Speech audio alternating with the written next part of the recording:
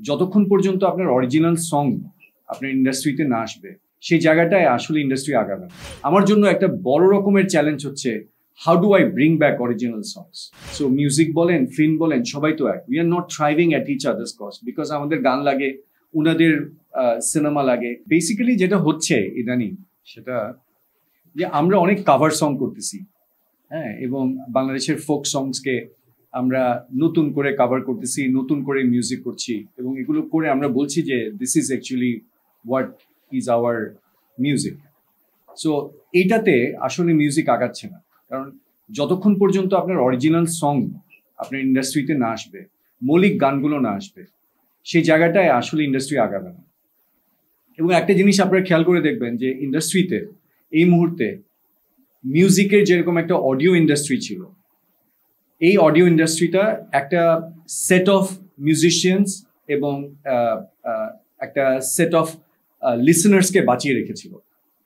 আজকে খুব অবাক হলেও যে এই পুরো মিউজিশিয়ানসদের এই পুরো একটা অডিও ভিত্তিক যে মিউজিশিয়ানস, তারা কিন্তু এখন completely embedded in film.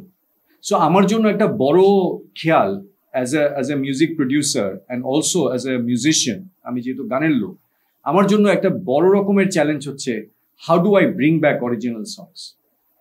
So এই অরিজিনাল সংসগুলো আউট অফ দ্য ফিল্ম কিভাবে আমরা নিয়ে আসতে পারি। Of course we will collaborate with film, এবং ফিল্মের সাথে কোলাবোরেট করে এই গানগুলো একটা আলাদা ঘরানায় যাবে, এবং আমরা ক্রিয়েট করতে চাচ্ছি একটা Bangla original. So that's one part of it. The second part of it is actually a bit different. Second part হচ্ছে,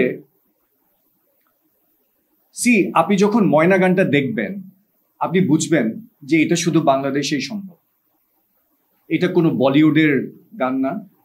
বিকজ ওখানে যে সিকোয়েন্সটা করা হয়েছে, যে জিনিসপত্রগুলো দেয়া হয়েছে, এখানে ইউ উইল সি যে we are representing hour culture. Of course আমাদের ফান আছে, আমাদের সবকিছু আছে, আমাদের ড্যান্স আছে, আমাদের হাসি, কারণ একটা বিয়েতে এই গানটা বাজতে পারে, একটা অনুষ্ঠানে এই গানটা বাজতে পারে, একটা পারফরমেন্সে এই গানটা বাজতে পারে, সেরকম ভাবে আমাদের চিন্তা করা। কিন্তু যে এসেন্স, সেটা হচ্ছে এটা বাংলাদেশের গান, এটা বাঙালিদের গান, এটা বাঙালিদের প্রাণের মধ্যে যাতে পৌঁছায়। সো আমরা যখন লিরিক্যালি কাজ করি, আমরা যখন টিউনের দিক থেকে কাজ করি, তখন আমরা খেয়াল করি যে এই গানটা যাতে কলকাতার গানের মতো না হয়, এই গানটা যাতে বম্বের গানের মতো না হয়, এই গানটা যাতে অ্যাবসলিউটলি যখন অংশ শুট করবে, ওই শুটের মধ্যেও যাতে ওই এক্সপ্রেশনস গুলো থাকে। জীবন যে পারফরমেন্সটা করবে বা বুবলি যে পারফরমেন্সটা করবে, ওখানে যাতে দে ক্যান রিলেট যে না, এটা বাংলাদেশের একজন অ্যাক্ট্রেস, এটা বাংলাদেশের একজন হিরোইন, এটা বাংলাদেশের একজন অ্যাক্টর কাজ করছে। সো বাংলা অরিজিনালস এর এই একটা হচ্ছে দিক, সেকেন্ড দিক। থার্ড দিকটা হচ্ছে বাংলা অরিজিনালস অ্যাকচুয়ালি বাংলাদেশকে রিপ্রেজেন্ট করবে, বাংলাদেশের এই তারুণ্য, এই যে নতুন সময়, তারপরে হচ্ছে বাংলাদেশের যে মানুষের বৈচিত্র্য, প্রকৃতির বৈচিত্র্য, এই সমস্ত কিছুকে এক এক করে তুলে আনবে।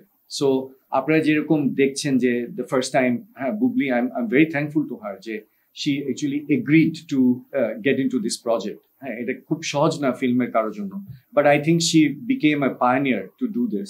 So এইটার পরে, এটার সাফল্যের পরে আই এম শিওর যে lot of other people will also come into this project, এবং সেখানে সব ফিল্মের অ্যাক্টর অ্যাক্ট্রেসরাই থাকবেন। সো সেখানে সেই জায়গাটা আমরা তৈরি করার চেষ্টা করছি, এবং এটার মাধ্যমে আমরা আসলে পুরো ইন্ডাস্ট্রি তো এক। সো মিউজিক বলেন, ফিল্ম বলেন, সবাই তো এক। We are not thriving at each other's cost, because আমাদের গান লাগে, উনাদের সিনেমা লাগে। সো সবকিছুর মধ্যে একটা আরেকটার পরিপূরক, অ্যান্ড দ্যাটস দ্য রিজন আমরা চাই যে কোলাবোরেশনটা থাকুক। So that's where Bangla original.